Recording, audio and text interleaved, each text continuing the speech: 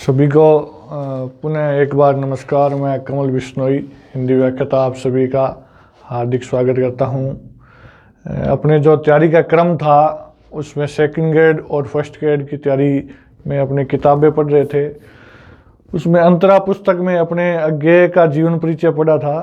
तो उस जीवन परिचय में जो आगे अपने जानेंगे वो उनका तार सप्तक में जो योगदान है उसके विषय में अपने आज बात करेंगे। तो अज्ञेय ने तार सप्तक के जनक माने जाते हैं अज्ञेय।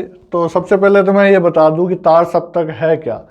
तो अज्ञेय पहले तो बताया था मैंने, प्रयोगवाद के जनक माने जाते हैं। कौन? अज्ञेय। ये आप नोट करना चाहो तो नोट कर सकते हो। प्रयोगवाद के जनक कौन है? अज्ञेय। और प्रयोगवाद कब से कब माना जाता है? 1943 से 1951 तक माना जाता है। कब तक है? 1951 तक माना जाता है।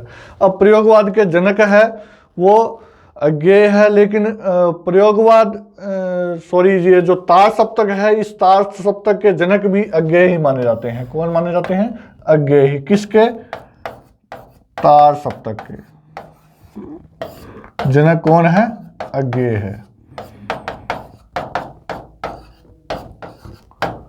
अब ये तो एक क्वेश्चन हुआ। अब दूसरा जो इंपॉर्टेंट क्वेश्चन है वो है कि तार सप्तक की परिकल्पना, यानी कि उसके बारे में सोचा किसने? जनक तो अज्ञेय है, लेकिन तार सप्तक के बारे में सोचा किसने? तो इसे क्या कहते हैं? परिकल्पना।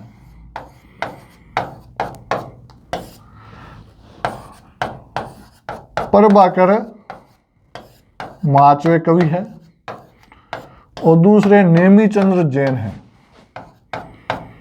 नेमीचंद्र जैन, इन दोनों ने सोचा कि भाई अपने प्रयोगवाद है उसमें एक काम करते हैं कि ग्रुप बांट देते हैं। कवियों का क्या बांट दे? ग्रुप बांट दे। जो कवि एक जैसी रचनाएं लिखते हैं, यानी कि उनका विषय एक सा हो, कि कोई अगर गरीब मजदूर के ऊपर लिख रहा है तो फिर बांट दो उनको, ग्रुप बना दो उनका कि ये भाई गरीब मजदूर के ऊपर लिखने वाले कवि है, या फिर कोई किसी का विषय दूसरा है तो उनको बांट दो। तो इस प्रकार से इन्होंने सोचा कि अपने कवियों के क्या बनाते हैं? ग्रुप बनाते हैं। तो फिर ये तो सोचने का काम किया इन्होंने, और उसको जो प्रयोग में लाए, जिन्होंने ग्रुप बनाए, उनकी कविताओं को, उनकी रचनाओं के जो ग्रुप बनाए वो अज्ञेय ने बनाए। अज्ञेय ने क्या किया कि सप्तक नाम रख दिया, यानी कि 7 कवि एक ग्रुप में रख दिए। कितने? 7। कितने? 7 कवि एक ग्रुप में रख दिए कि 7 इसमें रहेंगे, 7 इसमें रहेंगे, 7 इसमें रहेंगे और 7 इसमें रहेंगे। तो ये क्या कहलाए? सप्तक कहलाए। हिंदी साहित्य में सप्तक कितने निकले? 4 निकले। पहला, दूसरा, तीसरा और चौथा। पहला सप्तक है, इसका नाम क्या रखा? तार सप्तक। क्या रखा नाम? तार सप्तक। दूसरे का नाम क्या रखा? दूसरा सप्तक। क्या रखा? सप्तक। इसका तीसरा और इसका चौथा रखा। अब पहले का नाम है तार सप्तक है, ये ध्यान रख लेना। पहले का नाम क्या है? तार सप्तक है। इसको प्रथम सप्तक भी कहते हैं कई विद्वान। तो तार सप्तक किसको कहा गया? सिर्फ पहले सप्तक को कहा गया। इनके सन है वो भी अलग अलग है। 1943 में निकले, 1959 में निकले, ये अपने जानेंगे थोड़ी देर में। अब जो परीक्षा है सेकंड ग्रेड की और फर्स्ट ग्रेड की, उसमें आप गांठ बांध लेना, आज तक जो भी एग्जाम हुए, ये जो सप्तक है, इन सप्तक में प्रश्न पूछा ही पूछा गया है। यानी कि हर भर्ती में इनसे 1-2 प्रश्न, फर्स्ट ग्रेड में तो 3 से 4 तक प्रश्न पूछे जाते हैं। तो इन्हें आप बिल्कुल याद करना है। किस प्रकार से याद करना है, क्या ट्रिक बनानी है, वह मैं आपको आज बताऊंगा। तो अपने चलते हैं। जो अज्ञेय है, प्रयोगवाद के जनक है, उन्होंने तार सप्तक निकाला। तार सप्तक पहले का नाम था, वो कब निकला? 1943 में निकला। इसमें कौन कौन से कवि है? अपने को कवि याद करने हैं कि पहले सप्तक में कौन कौन से कवि है। पहले का नाम क्या है? तार सप्तक है। पहले का नाम क्या है? तार सप्तक। दूसरे का नाम दूसरा सप्तक, तीसरा सप्तक, फिर चौथा सप्तक। तो पहले में अज्ञेय खुद है, तो इसकी ट्रिक आपने को याद करनी है। ये जो कवि है ये आपके सामने लिखे हुए हैं। जो तार सप्तक की परिकल्पना की थी मैं बता चुका हूं। एक तो ये नेमिचंद्र जैन थे, दूसरे प्रभाकर माचवे थे। तो इसकी ट्रिक आप किस प्रकार से याद करोगे कि मैं लिख देता हूं कि मैंने किस प्रकार से याद की थी। मैंने लिखा था कि अग्गे, क्या लिखा था, अग्गे, अग्गे ने, यहां लिख लेना, अग्गे ने नेमिराम की मुक्ति के लिए भारत की प्रभा को गिरा दिया। भारत की प्रभा, प्रभा मतलब क्या होती है, चमक। प्रभा मतलब क्या होता है, चमक होता है। तो क्या ट्रिक बनेगी आप लिख सकते हो, मैं बोल रहा हूं, अग्गे ने नेमिराम की मुक्ति के लिए भारत की प्रभा को गिरा दिया। ये पहली ट्रिक है, इससे क्या हो जाएगा, पूरे साथ के साथ याद हो जाएगी। अग्गे ने नेमिराम की मुक्ति के लिए भारत की प्रभा को गिरा दिया। तो सारे ही कवि इसमें आ जाएंगे। अब दूसरे पे चलते हैं अपने। दूसरा कब हुआ, प्रश्न क्या पूछा जाता है, कवि का नाम लिख देता है और नीचे ऑप्शन बना देता है। प्रश्न पूछता है कि ये जो कवि है धर्मवीर भारती है, ये किस सप्तक के कवि माने जाते हैं। तो नीचे ऑप्शन बना देगा चारों का एक एक। या फिर सीधा ही पूछते हैं कि निम्न में से तीसरे सप्तक के कवि कौन से हैं। तो नीचे चार ऑप्शन में कवियों के नाम लिख देंगे, फिर आपको देखना पड़ेगा कि कौन से है। तो अपने को क्या है, चारों याद होना चाहिए और चारों वो ट्रिक से याद होंगे, बिना ट्रिक के याद नहीं होंगे। पहला ट्रिक कौन सा है, अग्गे ने नेमिराम की मुक्ति के लिए भारत की प्रभा को गिरा दिया, ये पहला है। फिर दूसरा चलिए, दूसरा सप्तक कब हुआ, 1951 में। कब हुआ, 1951 में। अब दूसरे में कौन कौन से कवि है, हरि नारायण व्यास है। तो इसकी ट्रिक क्या बनेगी, हरि ने धर्म के लिए, हरि ने क्या किया, धर्म के लिए रघुवीर पर शक किया। क्या किया, किस पे शक किया, रघुवीर पे।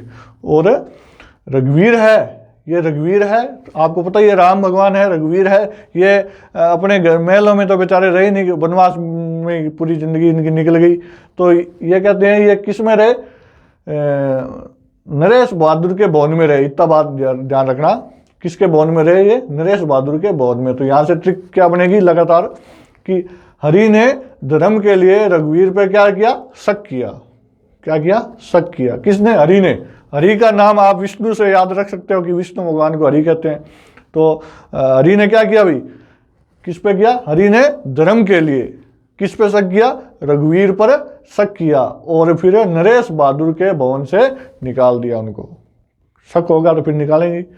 तो हरि ने क्या किया, धर्म के लिए रघुवीर पर शक किया और फिर उनको क्या किया, नरेश बहादुर के घर से निकाल दिया। घर का मतलब भवन है, यहाँ भवानी से याद रख लेना। तो ये सारे कवि आ जाएंगे इसमें। फिर चलते हैं अपने तीसरे पे। तीसरे पे क्या है, तीसरा सप्तक है 1959 में लिखा गया, ये सन आपको ध्यान रखना है। और जो तार सप्तक है चारों ही, इनके प्रकाशक अज्ञेय ही है, ठीक है। फिर तीसरा सप्तक इसमें कुंवर नारायण है, केदारनाथ सिंह है, सर्वेश्वर दयाल सक्सेना है, ये कवि है सारे, ये आपको दिख गए होंगे। तो यहाँ आप पहले तो इनको नोट कर लीजिए, फिर मैं आपको इनकी ट्रिक बता रहा हूँ कि आपको किस ट्रिक से ये याद करने हैं। तो पहला है कुंवर नारायण केदारनाथ। तो मैंने क्या याद किया था कि कुंवर केदार की कीर्ति, कुंवर केदार की सर्व विजय की कीर्ति। कौन सी कीर्ति, कुंवर केदार की सर्व, सर्व मतलब सभी, सभी को जीतना चाहते थे ये कुंवर केदार। कुंवर केदार के सर्व विजय की कीर्ति प्रयाग से मदनपुर तक फैल गई। मदन से पुर और लगा लेना है, फिर क्या है ये थोड़ा सा आसानी से याद हो जाएगा। मदनपुर से क्या बनेगा, मदन वात्स्यायन। तो कुंवर केदार है, ये सभी को जीतना चाहते थे। तो कुंवर केदार के सर्व विजय की कीर्ति प्रयाग से मदनपुर तक फैल गई। तो इससे ये सातों के सातों कवि याद हो जाएंगे। कुंवर केदार के सर्व विजय की कीर्ति प्रयाग से मदनपुर तक फैल गई। तो ये सारे ही याद हो जाएंगे। फिर चौथा सप्तक है अंत वाला, 1979 में लिखा गया। इसमें भी 7 कवि है। कौन कौन से? अवधेश है, राजकुमार है, श्री राम है, राजेंद्र है, नंद किशोर है, सुमन है, स्वदेश भारती है। तो इसका क्या बनेगा? अवधेश के राजकुमार। अवधेश के राजकुमार कौन है? अवधेश किसे कहते हैं? अयोध्या। तो अवधेश के राजकुमार कौन है? श्री राम है। ये तो सिंपल बात है, आपको पता ही है। अवधेश के राजकुमार कौन है? श्री राम है। अवधेश के राजकुमार श्री राम, राजेंद्र नंद, ये राजेंद्र नंद, ये ध्यान से थोड़ा सा राजेंद्र के साथ नंद जोड़ना है।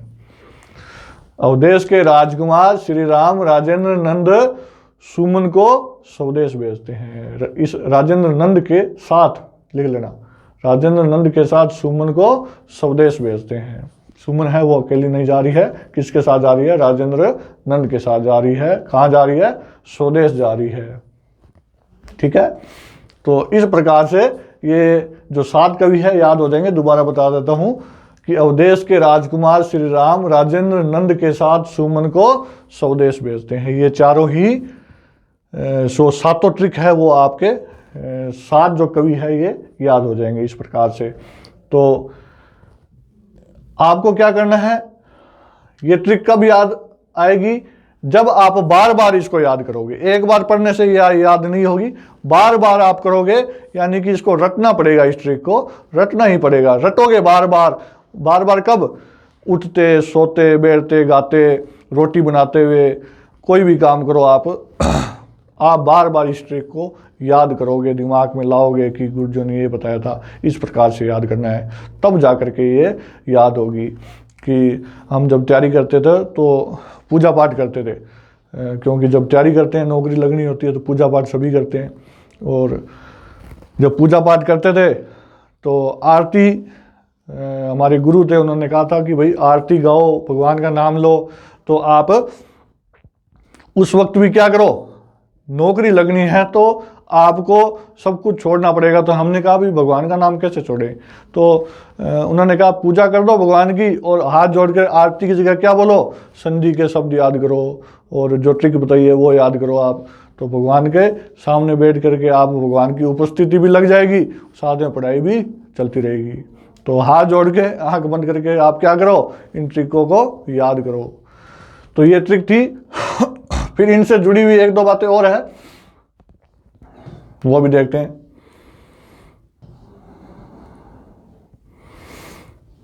अब इन ट्रिक का क्या होगा? चारों ट्रिकें कैसे याद आएगी? चारों ट्रिकों का पहला शब्द अगर याद आ जाएगा तो फिर चारों ट्रिक याद आ जाएगी।